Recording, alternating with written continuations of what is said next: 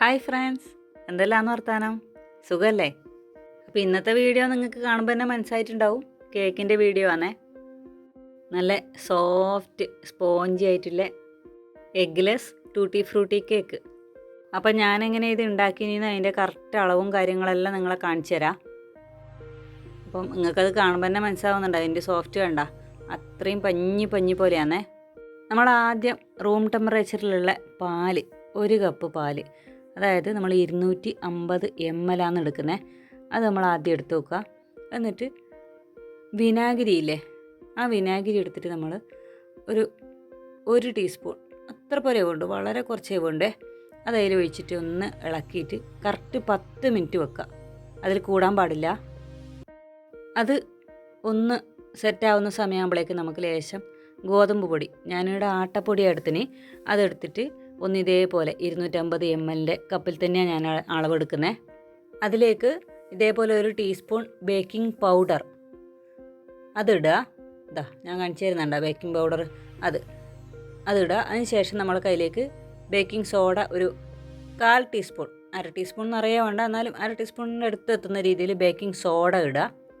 അതിന് ശേഷം നമ്മളൊരു 3 പ്രാവശ്യം അരിച്ച് വെക്കണം. ഞാൻ ഗോതമ്പ് പൊടിയാണ് എടുക്കലേ, എനിക്ക് മൈദ എടുക്കുന്നതിനോട് ഇഷ്ടമില്ല, അതിൻ്റെ ടേസ്റ്റ് എനിക്ക് അത്ര ഇഷ്ടപ്പെടുന്നില്ല. ഗോതമ്പ് പൊടിൻ്റെയാണ് എനിക്ക് ഏറ്റവും കൂടുതൽ ഇഷ്ടപ്പെടുന്നത്. നിങ്ങൾ മൈദയാണ് എടുത്തിട്ടുണ്ടാക്കുന്നതെങ്കിൽ ഞാനിപ്പോൾ എടുത്ത അളവ് എടുത്ത ശേഷം കുറച്ചും കൂടി എടുക്കേണ്ടി വരും, അതായത് 1/4 കപ്പോളം എടുക്കേണ്ടി വരുമേ. ഇനി നമുക്ക് കേക്ക് തയ്യാറാക്കാനില്ല ആ പാത്രമല്ലേ, അതൊന്ന് സെറ്റാക്കാനുണ്ടേ. അതിലേക്ക് കുറച്ച് എണ്ണ, നെയ്യായാലും തടകിയാൽ മതിയേ, എന്തെങ്കിലും ഒന്നിങ്ങനെ തടകിയിട്ട്, നമുക്ക് ഈ സ്ഥലത്ത് ബട്ടർ പേപ്പർ കാര്യങ്ങളെല്ലാം വെക്കേണ്ടതാണ്, അതൊന്നും നമ്മളെ വീട്ടിലില്ലല്ലോ. അപ്പോൾ നമ്മളിങ്ങനെ എണ്ണ ലേശം തടകിയിട്ട് എല്ലായിടത്തും ആക്കുക. ഞാനിപ്പോൾ ഇതിൽ ഒഴിച്ചിരിക്കുന്നത് സൺഫ്ലവറിൻ്റെ ഓയിലാണേ, അതിപ്പോൾ നമുക്ക് എന്തായാലും കേക്കിലേക്കും ആവശ്യമുണ്ടല്ലോ. അപ്പോൾ ആ എണ്ണ തന്നെ ഒഴിച്ചിട്ട് ഇങ്ങനെ എല്ലായിടത്തും തടകി ആക്കുകയെന്നേ. എണ്ണ എല്ലായിടത്തും എത്തിക്കഴിഞ്ഞ് കഴിഞ്ഞാൽ അതിലേക്ക് ലേശം ഗോതമ്പ് പൊടി ഇട്ടിട്ട് നമ്മളതിങ്ങനെ കൊട്ടിക്കൊണ്ടിരിക്കുക. അപ്പോൾ പൊടി എല്ലായിടത്തും ഒരേപോലെ സ്പ്രെഡ് ആയിക്കോളേ. ഇനി നമ്മൾ മിക്സീൻ്റെ ജാറിൽ കുറച്ച് പഞ്ചസാര ഇട്ട് നൈസായിട്ട് പൊടിച്ചെടുക്കുക. നമുക്ക് 1/2 കപ്പ് പഞ്ചസാര പൊടിയാണ് വേണ്ടതേ. അപ്പോൾ ഇതേപോലെ നൈസായിട്ട് പൊടിച്ച് വെക്കുക. ഒന്നുകിൽ നമ്മൾ നേരത്തെ എടുത്ത പാത്രമില്ലേ, ഒരു കപ്പ് പാത്രം, അതിപ്പോൾ 1 ഗ്ലാസ് ആണെങ്കിൽ ആ 1 ഗ്ലാസ്, എന്തെന്നായാലും നമ്മൾ എടുക്കുന്ന അളവിൻ്റെ ഒരു പകുതി പോലെ എടുക്കാം നമ്മൾ. ഞാൻ അളവ് കാണിച്ചു തരാൻ വേണ്ടിയിട്ടാണ് ഇങ്ങനെ വീണ്ടും കാണിച്ചു തരുന്നത്. മറ്റേ കപ്പ്, ആദ്യത്തെ കപ്പും കാണിച്ചു തരുന്നത് കൊണ്ട് 1/2 പാത്രം നമ്മൾ എടുക്കാം. കുറച്ചും കൂടി മധുരം വേണമെന്നുണ്ടെങ്കിൽ ഒരു 3/4 കപ്പിൻ്റെ അടുത്ത് പഞ്ചസാര എടുക്കാം. എനിക്ക് 1/2 കപ്പ് മതി തോന്നിയിട്ട് ഞാൻ അത്ര പോലെ എടുത്തതേ. ഇനി നമ്മൾ കേക്ക് വേവിക്കാൻ വേണ്ടിയിട്ട് ഒരു അലുമിനിയത്തിൻ്റെ ഉരുളി നമ്മൾ ഗ്യാസ് അടുപ്പത്ത് വെച്ച് സിമ്മിൽ വെക്കണം. കേക്കിൻ്റെ മാവ് നമ്മൾ അടുപ്പത്ത് വെക്കുമ്പം അതിൻ്റെ പാത്രത്തിന് മുട്ടാതിരിക്കാൻ വേണ്ടിയിട്ട് ഒരു സ്റ്റാൻഡ് പോലെ എന്തെങ്കിലും ഒന്ന് ഇങ്ങനെ വെക്കുക, ഇങ്ങനെ കമത്തി വെച്ചാൽ മതിയേ. കുക്കറിലാണ് വെക്കുന്നെങ്കിലും ഇതുപോലെ ചെയ്താൽ മതി, എന്തെങ്കിലും ഒരു സ്റ്റാൻഡ് ഇട്ടിട്ട് കുക്കറിൽ വെച്ചാൽ മതിയേ. എന്നിട്ട് ഇതേപോലെ എയർ ടൈറ്റായിട്ട് അടച്ച് വെക്കുക ഒരു 5 മിനിറ്റ്. അപ്പോഴേക്കും നമ്മൾ മാവ് റെഡിയാക്കുവേ. മാവ് റെഡിയാക്കാനില്ലേ പാത്രം നമ്മളെടുത്തേ. നേരത്തെ നമ്മൾ വിനാഗിരി ഒഴിച്ചിട്ട് സെറ്റാക്കാൻ വെച്ച പാലില്ലേ, അത് നമ്മൾ ഈ പാത്രത്തിലേക്ക് ഒഴിച്ചേ. ഞാൻ മുഴുവൻ ഒഴിച്ചു, നിങ്ങൾ മുഴുവൻ ഒഴിക്കണ്ട. ഒരു 1/4 ഭാഗം മാറ്റി വെച്ച ശേഷം അതിലേക്ക് നമ്മൾ നേരത്തെ പൊടിച്ച് തയ്യാറാക്കി വെച്ച പഞ്ചസാര ഇടുക. അത് നൈസായിട്ട് നല്ലോണം ഇളക്കി യോജിപ്പിക്കുക. അത് മുഴുവൻ അലിയണം, അത്രയും നന്നായിട്ട് യോജിപ്പിക്കുക. അത് എന്തിനെ കൊണ്ടെങ്കിലും ഇളക്കി യോജിപ്പിച്ചാൽ മതി. നമ്മളെ കൈമേലുള്ള സാധനം, കയ്യിലോ സ്പൂണോ ഫോർക്കോ എന്തെങ്കിലും കൊണ്ട് നന്നായിട്ട് ഇളക്കി യോജിപ്പിക്കുക. പാല് ആ 1 കപ്പിൽ നിന്ന് 3/4 ഭാഗം ഒഴിച്ചാൽ മതിയേ. ബാക്കി നമുക്ക് ഗോതമ്പ് മാവ് ഇട്ട് ഇളക്കുമല്ലേ, അന്നേരം ഒഴിക്കാം. നമുക്ക് പാകം നോക്കിയിട്ട് പഞ്ചസാര നന്നായിട്ട് അലിഞ്ഞ് സെറ്റായി എന്ന് കണ്ടു കഴിഞ്ഞാൽ നമ്മൾ എന്ത് ചെയ്യണമെന്ന് വെച്ചാൽ അതിലേക്ക് സൺഫ്ലവർ ഓയിൽ ഒരു 2 ടേബിൾ സ്പൂൺ ഒഴിക്കണം, അതായത് ഒരു 30 ml. അതും കൂടി നന്നായിട്ട് ഇളക്കി യോജിപ്പിക്കുക. നേരത്തെ പൊടിച്ച പഞ്ചസാര ഇടുമ്പോൾ അതിൻ്റെ അളവ് ഞാൻ പറഞ്ഞിട്ടുണ്ടായിട്ടാ, അത് 125 ml ആണേ, അതായത് 1/2 കപ്പ്. അപ്പോൾ ഇതെല്ലാം കൂടി നമ്മൾ നന്നായിട്ട് ഇളക്കി യോജിപ്പിച്ച ശേഷം നമുക്ക് അതിലേക്ക് വാനില എസൻസ് ഒഴിക്കണം. അതൊരു ടീസ്പൂൺ അതിലേക്ക് ഒഴിക്കുക. അതൊരു മണത്തിന് വേണ്ടിയിട്ട് ഉപയോഗിക്കുന്നതാണേ. ആ കുഞ്ഞു കുപ്പീൻ്റെ അടപ്പിലെടുത്ത് ഒഴിച്ചാലും മതി, ഞാൻ സ്പൂണിലെടുത്ത് ഒഴിച്ചു എന്നേ ഇല്ല. നമ്മളെ വീട്ടിലുള്ള ഏതെങ്കിലും ഒരു സ്പൂണിൽ കുറച്ചെടുത്തിട്ട് ഒഴിച്ചാൽ മതി, ഒരു ടീസ്പൂൺ പോരെ. ഇപ്പം ഞാനിടുന്നത് അതിലേക്ക് 1 നുള്ളു ഉപ്പാണ്. ആ ഉപ്പും കൂടി ഇട്ട ശേഷം ഇളക്കുക. അത് മൊത്തം മധുരം ബാലൻസ് ആവാൻ വേണ്ടിയിട്ടാണ് ഉപ്പിടുന്നതേ. അത് ഒരു നുള്ളേ ഇടാവൂ. നമ്മളിതാ വിരലുകൊണ്ട് ഒന്ന് നുള്ളിയിട്ട് എടുത്തിട്ട് അങ്ങനെ മാത്രമേ ഇടാവൂ. ഇനി നമ്മൾ അതിലേക്ക് നേരത്തെ 3 പ്രാവശ്യം അരിച്ചു മാറ്റി വെച്ച ഗോതമ്പ് പൊടിയില്ലേ, അതിങ്ങനെ കുറേശ്ശെ ആയിട്ട് ഇടാം. എല്ലാം ഒരുമിച്ച് കൊണ്ട് അതിലേക്ക് തട്ടാൻ പാടില്ല, കുറേശ്ശെ ആയിട്ട് ഇടുക. എന്നിട്ട് ഇളക്കുക. എന്നിട്ട് വീണ്ടും ഇടുക. അങ്ങനെ ഞാനൊരു 3 പ്രാവശ്യം 4 പ്രാവശ്യം കൊണ്ടാണ് ഇട്ടതേ. ഇങ്ങനെ ഇളക്കി ഒരു ഭാഗത്തേക്ക് മാത്രം ഇങ്ങനെ ഇളക്കിക്കൊണ്ട് അതിനെ യോജിപ്പിക്കുക. പിന്നെ വീണ്ടും എടുത്തിടുക. അങ്ങനെ അതെല്ലാം എടുത്തിടുക. അപ്പോൾ ഒരു 3ാമത്തെ പ്രാവശ്യം ഇടുമ്പോഴേക്ക് നമുക്ക് ചിലപ്പം മാവ് ഇങ്ങനെ കട്ടയായിട്ട് വരുന്നുണ്ടെങ്കിൽ ആ പാല് ഞാൻ നേരത്തെ മാറ്റി വെക്കാൻ പറഞ്ഞിട്ടേ അത് കുറേശ്ശെ ആയിട്ട് ഒഴിച്ചിട്ട് ഇളക്കിക്കൊണ്ടിരിക്കുക. എന്നിട്ട് മാവ് ഇടുക. അങ്ങനെ ഒന്ന് ഇളക്കി യോജിപ്പിച്ചിട്ട് സെറ്റാക്കുക.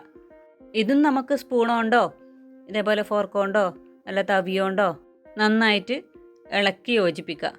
മാവ് ഇങ്ങനെ നന്നായിട്ട് ഇളക്കി യോജിപ്പിക്കുകയും വേണം. എന്നാൽ അതിൽ ഭയങ്കര ശക്തി പ്രയോഗിച്ചിട്ട് ഭയങ്കരമായിട്ട് ഇളക്കിയിട്ട് അങ്ങനെ ആക്കാനും പാടില്ല. കാരണം അത് പിന്നെ പൊന്തുന്നത് കുറയും. അതേപോലെ ഉള്ളു പോകുന്നതും എല്ലാം കുറയും. ഞാൻ കണ്ട വളരെ മെല്ലെ, അതൊന്നും ഞാൻ എന്നിട്ട് സ്പീഡൊന്നും ആക്കിയിട്ടില്ല.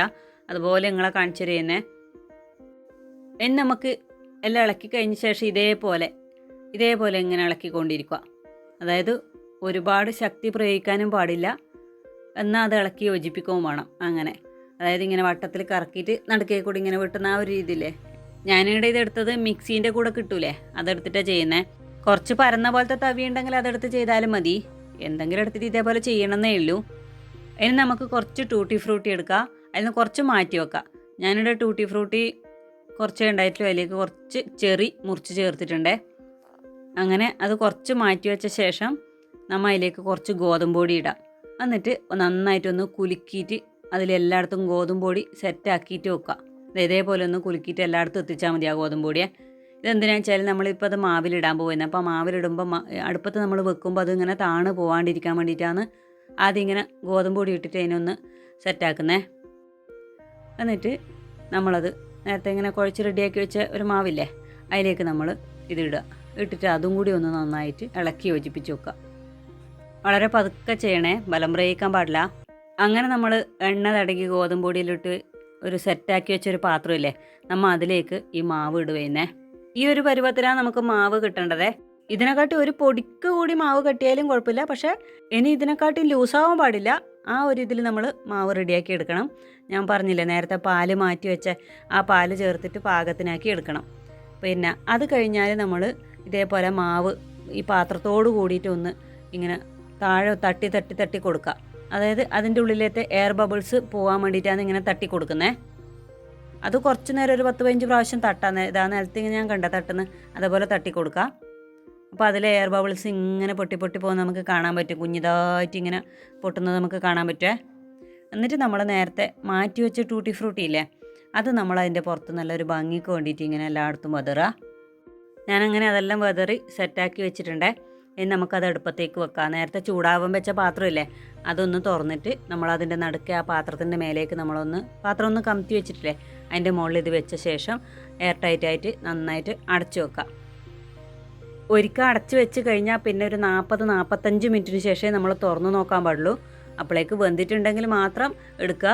അതിങ്ങനെ വെന്തിനോ നോക്കുക, ഒരു പപ്പടക്കോലോ എന്തെങ്കിലും എടുത്ത് കുത്തി നോക്കുക. എന്നിട്ട് അതിൽ മാവ് പറ്റുന്നില്ല എന്ന് ഉറപ്പ് വരുത്തിയാൽ മാത്രം അത് വെന്തു എന്ന് ഉറപ്പാക്കുക. ഇല്ലെങ്കിൽ കുറച്ച് നേരം കൂടി അടച്ചു വെക്കാം. അടുപ്പത്ത് വെച്ച ശേഷം നമ്മൾ തുറക്കാനേ പാടില്ല. അതിൻ്റെ എയർ കളഞ്ഞു കഴിഞ്ഞാൽ പിന്നെ മാവ് പാകത്തിന് പോകില്ല, അല്ലെങ്കിൽ പൊങ്ങി വരില്ല. അങ്ങനെ ആകെ കൂടി കുഴപ്പമാവേ. അതുകൊണ്ട് 40 മിനിറ്റിന് ശേഷം മാത്രമേ നമ്മൾ തുറന്ന് നോക്കാൻ തന്നെ പാടുള്ളൂ. ഒരു 45 മിനിറ്റ് ആയാലും കുഴപ്പമില്ല.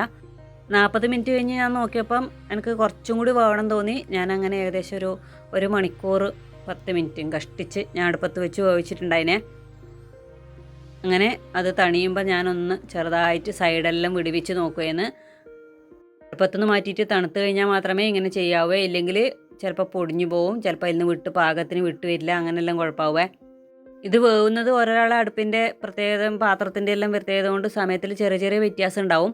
അത് നമ്മൾ നോക്കിയിട്ട് പാകത്തിനെടുക്കുക. അതിങ്ങനെ ടൂത്ത് പിക്കോ ഒന്നുമില്ലെങ്കിൽ പച്ചകീർക്കലോ എന്തെങ്കിലും ഒന്ന് കുത്തി നോക്കിയിട്ട് മാവ് പറ്റുന്നില്ല എന്ന് ഉറപ്പ് വരുത്തി വെന്തു എന്ന് ഉറപ്പ് വരുത്താൻ പറ്റുമേ. എനിക്കിപ്പോൾ ഇതിവിടെ നല്ല വൃത്തിക്ക് കിട്ടിയിട്ടുണ്ടേ. കണ്ട സൈഡെല്ലാം നല്ല